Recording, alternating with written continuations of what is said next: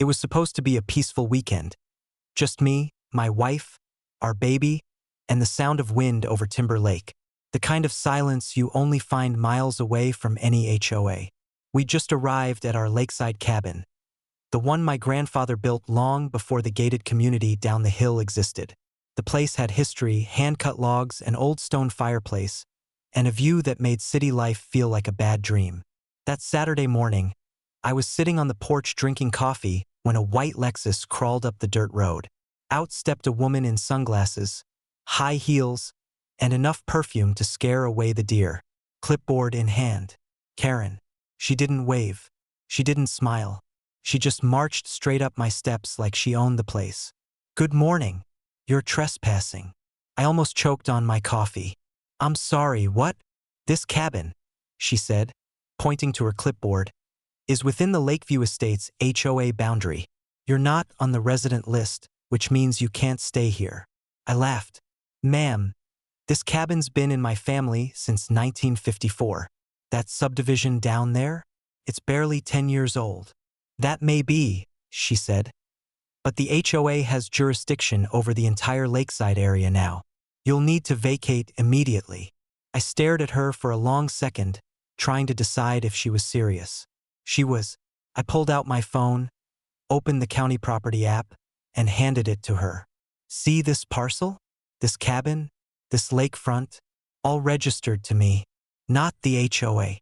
She barely glanced at it. "Well, our maps differ. I'll have law enforcement sort it out."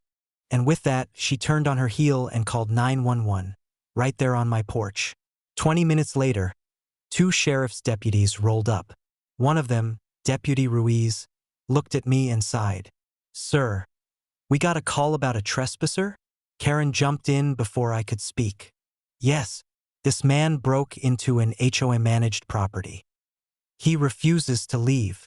Ruiz turned to me. "You got proof of ownership?" "Sure do," I said, handing him the same county deed I'd just shown her, the one signed by my grandfather himself. The deputy studied it, then looked at Karen. "Ma'am, this cabin isn't part of your HOA. That can't be right," she snapped. "It's within the fence line." The deputy chuckled. "That fence marks the end of your development. Everything past it belongs to Mr. Dawson here." Her voice went sharp. "Then I'll call the county." Ruiz raised an eyebrow. "Ma'am, I am the county." That shut her up for about 3 seconds. Then she tried a new angle. "This cabin violates our aesthetic code. It's not up to HOA standards." I said, "That's because it's a cabin, not a spa brochure." Ruiz handed me back the papers and whispered, "She's called us 3 times this week. Claims she runs half the lake." I smiled. "Oh, she's in for a surprise." What Karen didn't know, and what most people around the lake didn't bother checking, was that my family's old logging company didn't just buy the land for the cabin. They bought the entire watershed back in the 1940s. And when the county incorporated 50 years later, guess what never got transferred? The land rights, meaning legally, on paper, I owned nearly all the surrounding land, and the dam that fed the entire HOA's lake system. So, when Karen filed her official complaint the next week, she accidentally triggered a title review. The county clerk called me, laughing so hard I could barely understand her. "You might want to come down here. Karen just tried to evict you from your own county parcel." I went in. They pulled the maps. And there it was in black and white. Not only was I the rightful owner of the lakefront property, but the HOA's fancy entrance road technically crossed my land, which meant they'd been trespassing for years. I gave them 30 days to fix their mistake. Karen ignored the notice, of course, thinking I was bluffing. So I called my lawyer and filed for an easement restriction.